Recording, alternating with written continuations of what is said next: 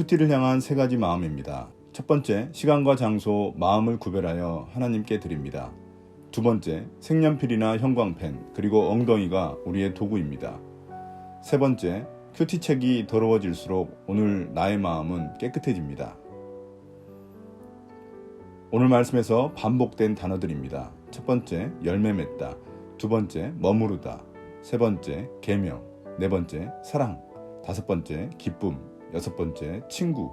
일곱 번째, 택하다. 오늘 본문의 배경이해입니다.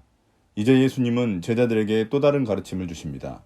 여기서는 예수님이 떠나시고 나면 남겨질 제자들의 삶에 집중합니다. 포도나무 비유를 통해 예수님은 자신과 하나님과 제자의 관계를 설명하십니다. 당시 포도나무는 구약 성경에서 자주 이스라엘 백성들을 상징했기 때문에 누구에게도 익숙한 비유였습니다. 예수님은 14장에서 말한 믿음이라는 단어를 예수님 안에 머무름이라는 주제로 바꿔 포도나무의 비유를 통해 설명하십니다. 1절부터 4절입니다. 포도나무에 대한 첫 번째 비유와 적용. 나는 참 포도나무요, 내 아버지는 농부이시다.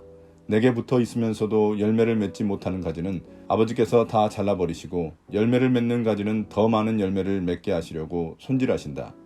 너희는 내가 너희에게 말한 그 말로 말미암아 이미 깨끗하게 되었다. 내 안에 머물러 있어라. 그리하면 나도 너희 안에 머물러 있겠다. 가지가 포도나무에 붙어있지 아니하면 스스로 열매를 맺을 수 없는 것과 같이 너희도 내 안에 머물러 있지 아니하면 열매를 맺을 수 없다. 예수님은 자신을 참 포도나무로, 하나님을 농부로, 믿는 자들을 포도나무 가지로 비유하십니다. 이것은 요한복음에 등장하는 7가지 예수님의 자기 계시 중 마지막 말씀입니다. 예수님이 자신을 참 포도나무로 비유하신 것은 구약시대 포도나무였던 이스라엘의 실패와 구별하시기 위함입니다. 참 이스라엘인 자신을 통해 이스라엘의 옛 시대를 대체할 새로운 질서가 시작되었음을 알리시는 것입니다.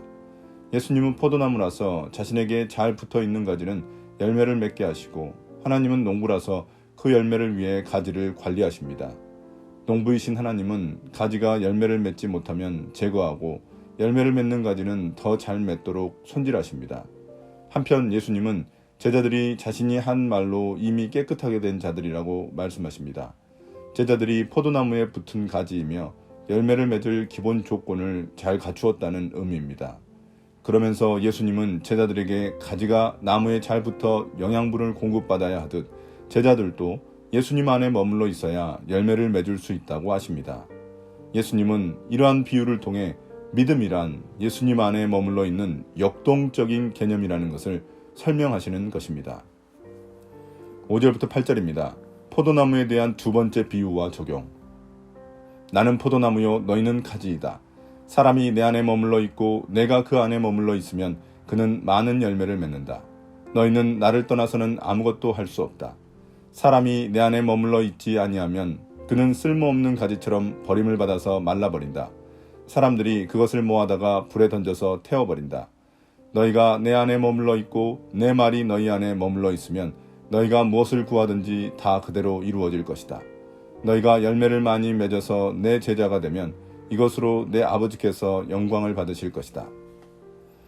예수님은 또다시 자신이 포도나무이며 제자들이 가지라고 강조하시면서 포도나무와 가지가 잘 연합되어 있듯 예수님과 제자들이 잘 연합되어야만 열매를 맺을 수 있음을 강조하십니다. 그러나 만약 제자들이 예수님과 잘 연합되어 있지 않으면 열매를 맺지 못하기 때문에 농부 하나님이 가지를 제거해 밖에 버리신다고 경고하십니다. 그렇게 되면 사람들은 그 가지를 모아 불에 던져 태워버립니다. 이는 예수님의 말씀을 순종하지 않는 자들이 겪을 최종적인 심판을 말씀하시는 것입니다. 반면 포도나무와 잘 연합된 가지, 즉 예수님 안에 잘 머물러 있는 사람들은 기도하는 것마다 이루어져 많은 열매를 맺게 됩니다. 또한 이것이 하나님 아버지께 영광을 돌리는 길입니다. 9절부터 17절입니다. 사랑 하나는 계명. 아버지께서 나를 사랑하신 것과 같이 나도 너희를 사랑하였다. 너희는 내 사랑 안에 머물러 있어라. 너희가 내 계명을 지키면 내 사랑 안에 머물러 있을 것이다. 그것은 마치 내가 내 아버지의 계명을 지켜서 그 사랑 안에 머물러 있는 것과 같다. 내가 너희에게 이러한 말을 한 것은 내 기쁨이 너희 안에 있게 하고 또 너희의 기쁨이 넘치게 하려는 것이다. 내 계명은 이것이다. 내가 너희를 사랑한 것과 같이 너희도 서로 사랑하여라. 사람이 자기 친구를 위하여 자기 목숨을 내놓는 것보다 더 큰 사랑은 없다. 내가 너희에게 명한 것을 너희가 행하면 너희는 나의 친구이다. 이제부터는 내가 너희를 종이라고 부르지 않겠다. 종은 그의 주인이 무엇을 하는지를 알지 못한다. 나는 너희를 친구라고 불렀다. 내가 아버지에게서 들은 모든 것을 너희에게 알려주었기 때문이다. 너희가 나를 택한 것이 아니라 내가 너희를 택하여 세운 것이다.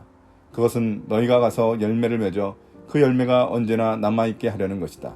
그리하여 너희가 내 이름으로 아버지께 구하는 것은 무엇이든지 다 받게 하려는 것이다. 내가 너희에게 명하는 것은 이것이다. 너희는 서로 사랑하여라. 이제 예수님 안에 거한다는 것이 무슨 의미인지를 설명하십니다.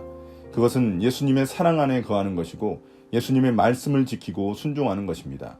이는 마치 예수님이 하나님의 말씀을 지키고 하나님의 사랑 안에 거하는 것처럼 제자들도 예수님의 말씀을 지키고 예수님의 사랑 안에 거하는 것과 같습니다. 예수님이 지금까지 이런 말씀을 하신 것은 근심하고 있는 제자들 마음 안에 평화와 기쁨이 넘치게 하려는 것입니다. 또한 하나님 아버지와 아들 예수님의 연합된 사랑의 관계는 예수님과 제자들의 연합된 사랑의 관계와 동일합니다. 이런 점에서 예수님은 제자들 삶의 모델이 되십니다. 예수님은 제자들에게 자신이 사랑하는 것처럼 서로 사랑하라고 하셨습니다. 그리고 제자들이 예수님을 사랑하여 그의 말씀을 지키고 행한다면 더 이상 종이 아니고 친구라고 하셨습니다. 그리고 친구를 향한 가장 큰 사랑이 친구를 위해 자기 목숨을 바치는 것이라고 말씀하셨습니다. 예수님이 친구라고 불러준 제자들을 위해 십자가에서 자기 목숨을 내놓으셨기 때문입니다. 이처럼 예수님은 제자들을 더 이상 종이라고 부르지 않으시고 친구라고 부르십니다. 당시 종은 주인이 시킨 일만 하지만 친구는 모든 것을 공유하기 때문입니다. 예수님은 하나님 아버지에게 들은 모든 것을 제자들에게 가르치셨습니다. 예수님이 제자들을 친구로 삼으신 이유는 그들로 하여금 열매를 맺도록 하기 위함입니다. 그 열매를 맺도록 하시기 위해 예수님은 제자들이 자신의 이름으로 구하는 것은 무엇이든지 응답받게 하십니다. 구약에서는 오직 아브라함과 모세만이 하나님의 친구라고 불렸지만 이제 예수님은 이 특권을 모든 순종하는 자들에게 주십니다. 오늘의 묵상 포인트입니다. 첫 번째, 예수님은 누구신가? 예수님은 사랑이십니다. 예수님은 제자들에게 서로 사랑하라는 말씀을 하시면서 자신이 먼저 본을 보이셨습니다. 예수님은 제자들을 사랑하셔서 십자가에서 자기 목숨을 내놓으셨기 때문입니다. 우리를 향한 예수님의 마음도 사랑입니다.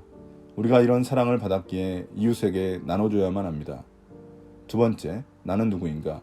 우리는 포도나무 가지입니다. 우리가 해야 할 일은 예수님 곁에 꼭 붙어있는 것 뿐입니다.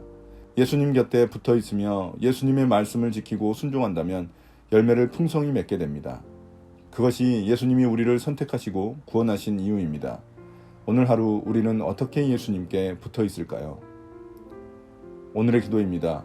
주님, 오늘 하루도 주님 곁에 꼭 붙어있겠습니다. 주님의 말씀을 묵상하고 내 마음에 새겨 순종하겠습니다. 제 삶에 주님의 열매가 주렁주렁 맺게 해주십시오. 예수님께 받은 사랑만큼 나눠주게 해주십시오. 예수님 이름으로 기도드립니다. 아멘.